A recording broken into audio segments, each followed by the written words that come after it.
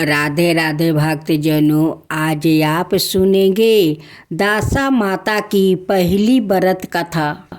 एक राजा था, उसकी दो रानी थी।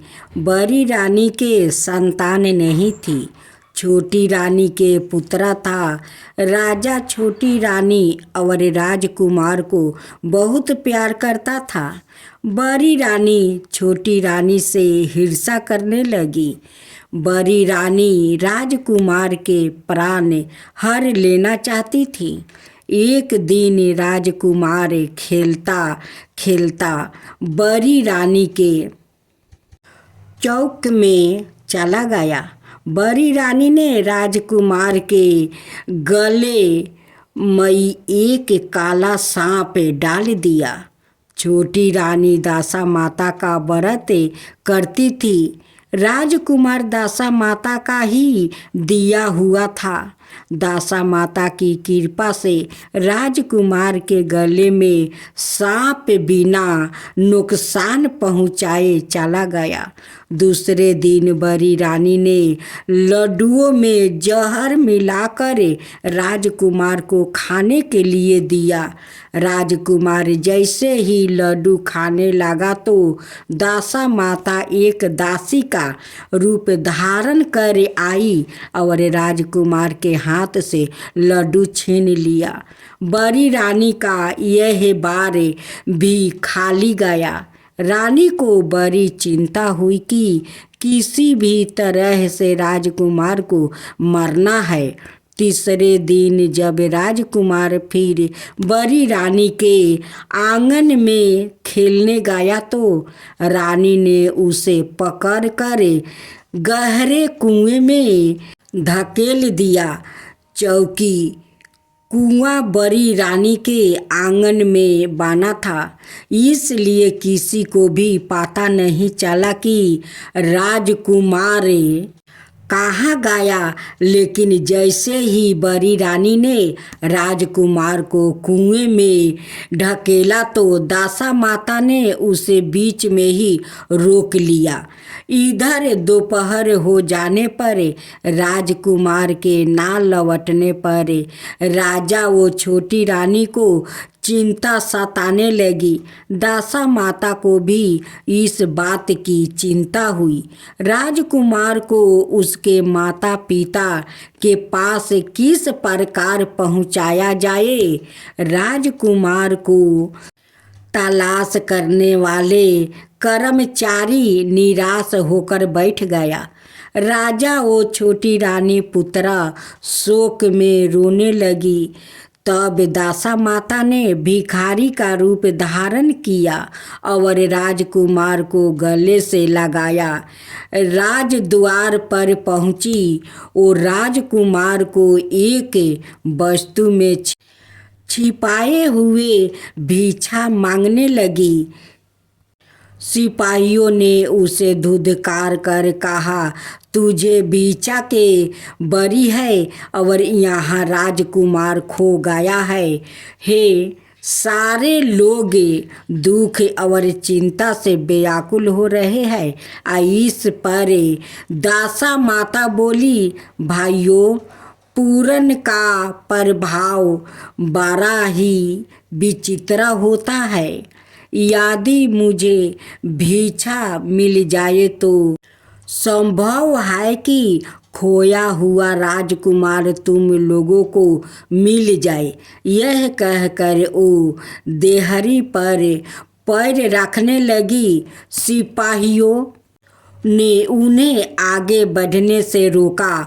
उसी समय दासा माता ने बालक का पैर वस्तु से बाहर कर दिया। सिपाहियों ने समझा कि कुंवर उसके हाथों में है, इसलिए उसे अंदर जाने दिया जाए। दासा माता कुंवर को लिए हुए भीतर चली गई।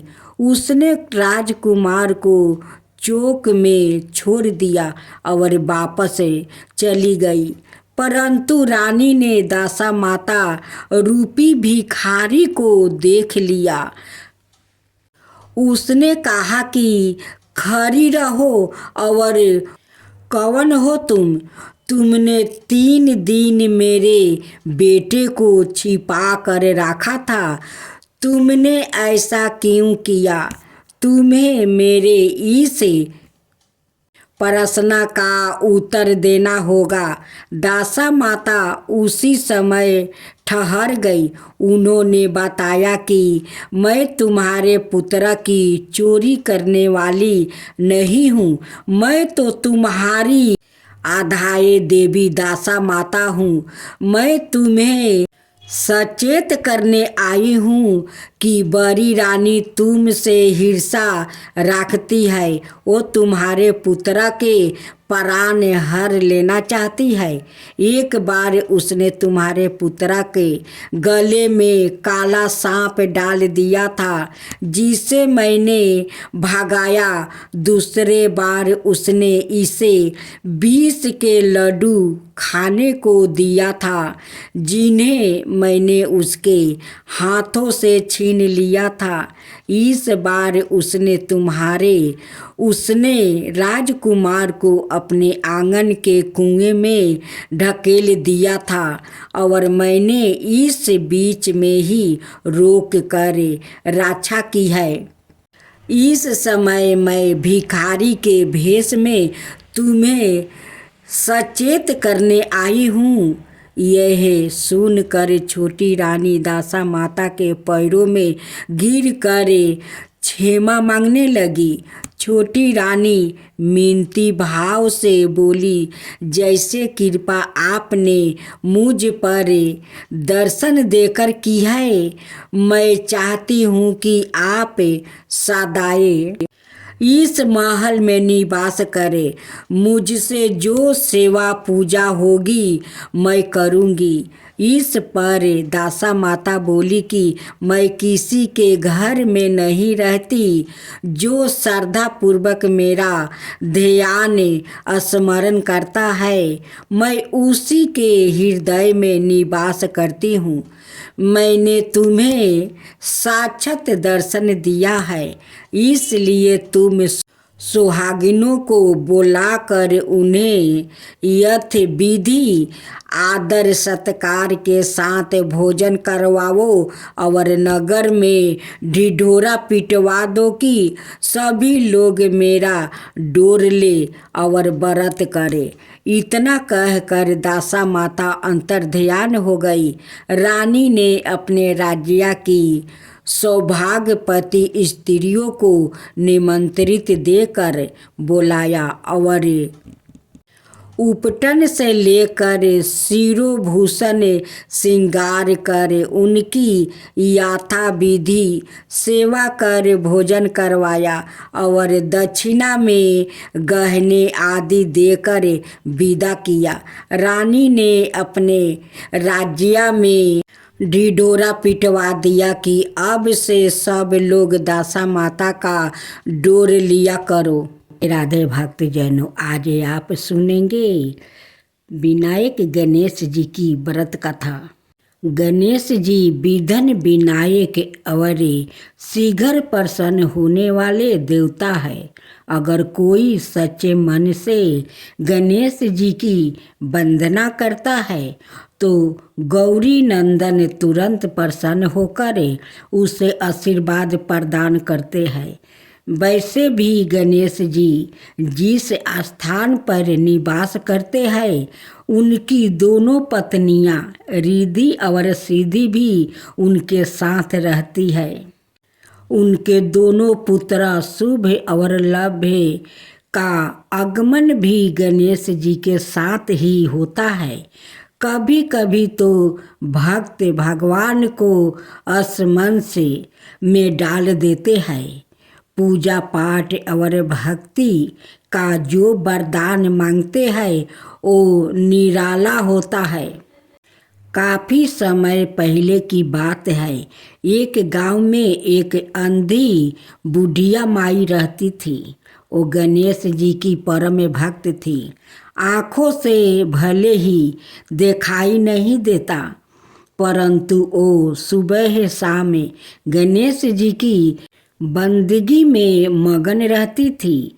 नित गणेश जी की प्रतिमा के आगे बैठकर उनकी स्तुति करती है, भजन गाती है, वो समाधि में लीन रहती है। गणेश जी बुढ़िया माई की भक्ति से बड़े प्रसन्न हुए। उन्होंने सोचा यह बुढ़िया माई नित्य हमारा स्मरण करती है, परंतु बदले में कभी कुछ नहीं मांगती है। भक्ति का फल तो उसे मिलना ही चाहिए। ऐसा सोचकर गणेश जी एक दिन बुढ़िया माई के सम्मुख प्रकट हुए और बोले, माई तुम हमारी सच्ची भक्त हो, जिस श्रद्धा और विश्वास से हमारा स्मरण करती हो हम उससे प्रसन्न है। अत तुम जो वरदान चाहो हमसे मांग सकती हो। बुढ़िया माई बोली, प्रभु मैं तो आपकी भक्ति प्रेम भाव से करती हूँ, मांगने का तो मैंने कभी सोचा ही नहीं। अत मुझे कुछ नहीं चाहिए। गणेश जी पुनः बोले, हम वरदान देने के लिए आए हैं। बुढ़िया माई बोली, हे सर्वेश्वर मुझे मांगना तो नहीं आता, अगर आप कहे तो मैं काल मांग लूँ। तब तक मैं अपने बेटे और बहू से भी सलाह मशवरा कर लूँगी। गणेश जी कल आने का वादा करके वापस लौट गया। बुढ़िया माई ने सारी बात उन्हें बताकर सलाह मांगी। बेटा बोला, माँ तू गणेश जी से ढेर सारा पैसा मांग लो, हमारी गरीब दूर हो जाएगी, सब सुख चैन से रहेंगे। बुढ़िया माई की बहू बोली, नहीं आप एक सुंदर पोता का वरदान मांग लो, वंश को आगे बढ़ाने वाली भी तो चाहिए। बुढ़िया माई बेटे और बहू की बातें सुनकर असमंस में पड़ गई। उसने सोचा यह दोनों तो अपने अपने मतलब की बातें कर रहे हैं। बुढ़िया माई ने पड़ोसिन से सलाह लेने का मन बनाया। पड़ोसिन भी नेक दिल के थी। उसने बुढ़िया माई को समझाया कि तुम्हारी सारी जिंदगी दुखों में कटी है, अब जो थोड़ा जीवन बचा है वो तो सुख से जी लो। धन अथवा पोते का तुम क्या करोगी? अगर तुम्हारी आंखें ही नहीं है तो यह संसारिक वस्तुओं तुम्हारे लिए व्यर्थ है। अत तुम अपने लिए दोनों आँखों मांग लो। बुढ़िया माई घर लौट आई। बुढ़िया माई और भी सोच में पड़ गई। उसने सोचा कुछ ऐसा मांग लूं जिससे मेरा बहू बेटे सबका भला हो, लेकिन ऐसा क्या हो सकता है? इसी चिंतन में सारा दिन व्यतीत हो गया। बुढ़िया माई कभी कुछ मांगने का मन बनाती तो कभी कुछ, परंतु कुछ भी निर्धारित ना कर सकी। दूसरे दिन गणेश जी पुनः प्रकट हुए और बोले, आप जो भी मांगोगे वो हमारी कृपा से हो जाएगा, यह हमारा वचन है। गणेश जी के पवन वचन सुनकर बुढ़िया माई बोली, हे गणेश राज, यदि आप मुझसे प्रसन्न है तो कृपाए मुझे मन इच्छित वरदान दीजिए। मैं अपने पोते को सोने के गिलास में दूध पीते देखना चाहती हूँ। बुढ़िया माई की बातें सुनकर गणेश जी उसकी सादगी और सरलता पर मुस्कुरा दिया। बोले, तूने तो मुझे ठगा ही लिया है। मैंने तुम्हें एक वरदान मांगने के लिए बोला, परंतु तुमने तो एक वरदान में ही सब कुछ मांग लिया है।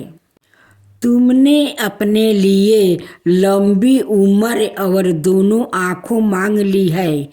बेटे के लिए धन और बहू के लिए पोता भी मांग लिया है।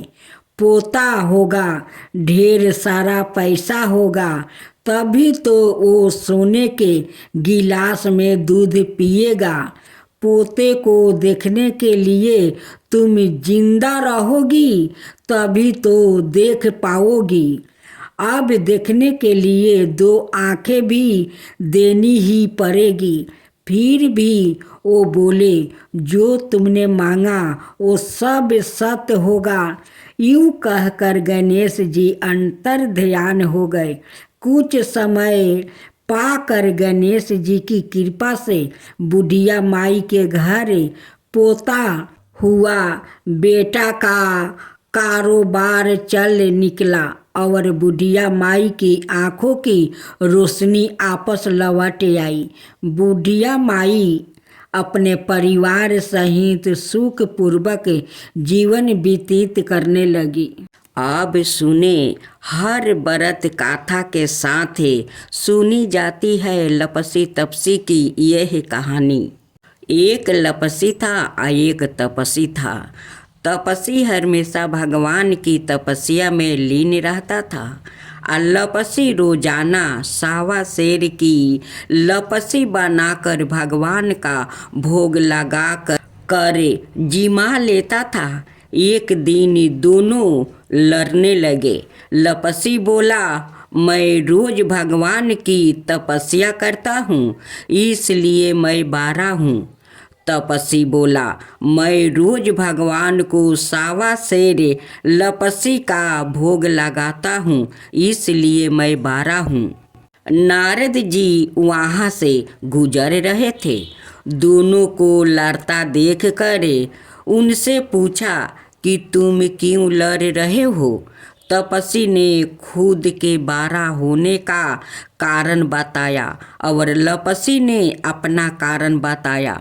नारद जी बोले, तुम्हारा फैसला मैं कर दूंगा। दूसरे दिन लपसी और तपसी नहा कर अपनी रोज की भांति करने आए तो नारद जी ने छुप कर 1.25 करोड़ की एक एक औंठी उन दोनों के आगे रख दिया। लपसी की नज़र जब औंठी पर पड़ी तो उसने चुपचाप औंठी उठाकर अपने नीचे दबा लिया। लपसी की नज़र औंठी पर पड़ी, लेकिन उसने ध्यान नहीं दिया। भगवान को भोग लगाकर लपसी खाने लगा। नारद जी सामने आए तो दोनों ने पूछा कि कौन बारा है। तो नारद जी ने तपसी से खारा होने को कहा। वो खारा हुआ तो उसके नीचे दबी औंठी दिखाई पड़ी। नारद जी ने तपसी से कहा, तपस्या करने के बाद भी तुम्हारी चोरी करने की आदत नहीं गई, इसलिए लपसी बारा है और तुम्हें तुम्हारी तपस्या का कोई फल भी नहीं मिलेगा। तपसी शर्मिंदा होकर माफ़ी मांगने लगा। उसने नारद जी से पूछा, मुझे मेरी तपस्या का फल कैसे मिलेगा। नारद जी ने कहा, यदि कोई गाय और कुत्ते की रोटी नहीं बनाएगा तो फल तुझे मिलेगा। यदि कोई ब्राह्मण को भोजन करवा कर दक्षिणा नहीं देगा तो फल तुझे मिलेगा। यदि कोई साड़ी के साथ ब्लाउज नहीं देगा तो फल तुझे मिलेगा। यदि कोई दिए से दिए जलाएगा तो फल तुझे मिलेगा। यदि कोई सारी कहानी सुने लेकिन तुम्हारी कहानी नहीं सुने तो फल तुझे मिलेगा। उसी दिन से हर व्रत कथा कहानी के साथ लपसी तपसी की कहानी भी सुनी और कही जाती है।